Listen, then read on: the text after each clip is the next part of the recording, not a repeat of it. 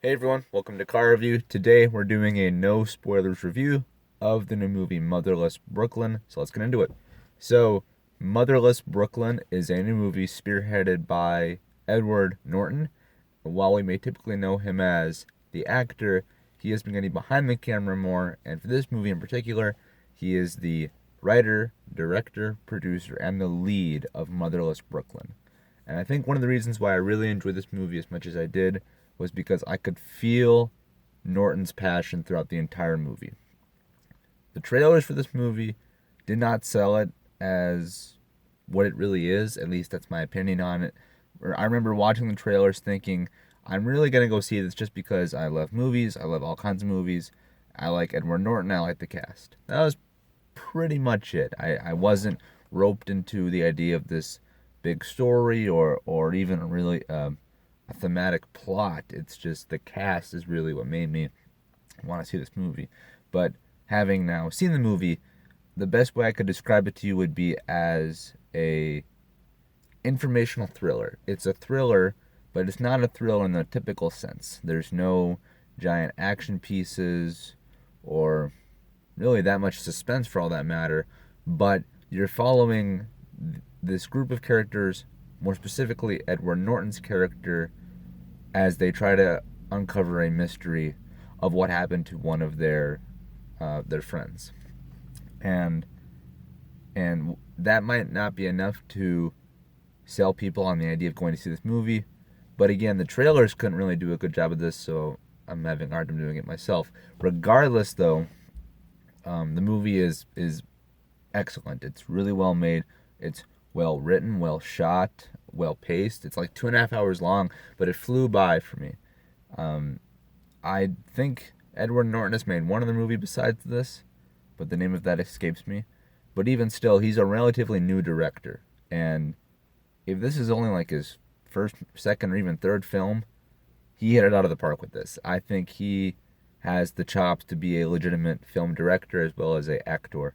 And the fact that he wrote this movie too means that he could be a good writer as well. Um, it's set in the 50s, and that is as much of a character as anything else in this movie is. There's a shot where they show off at least 40 cars from the 50s era, and I guarantee at least 20 of those are real. And whatever wasn't real looked real, so it has good special effects.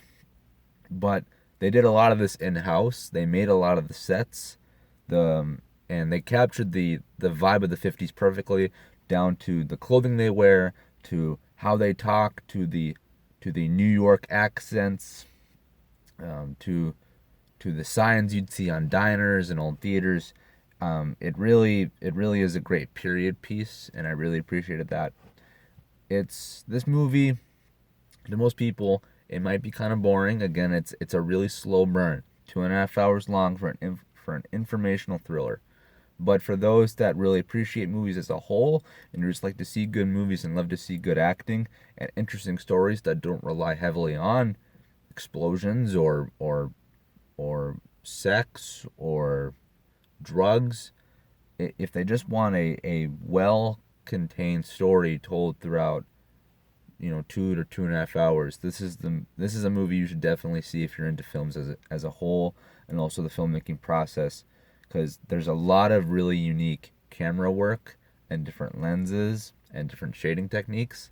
And for people who are watching this who perk up at those things, see this movie.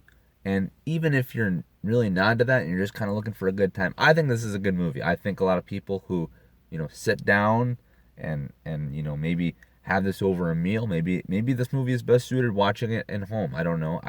I always contend that the theater is the best place to see a movie, just for the atmosphere. But a movie like Motherless Brooklyn might be better suited over the course of just being by yourself in your own space, in your own mindset. Um, Maybe having a few drinks just so you can digest this. It's relaxing in the sense that it makes you think and it keeps your mind intrigued while not overloading your senses with, like, say like how a Marvel movie would with all the CGI and the spectacle. This is a lot more close knit, tighter, focused movie, and I really appreciated that. I think it was a good change of pace from the blockbusters we get. So that is my review of Motherless Brooklyn. If you like this video, comment, share, like, subscribe, do all that good stuff, and I'll see you in the next one. All right, peace.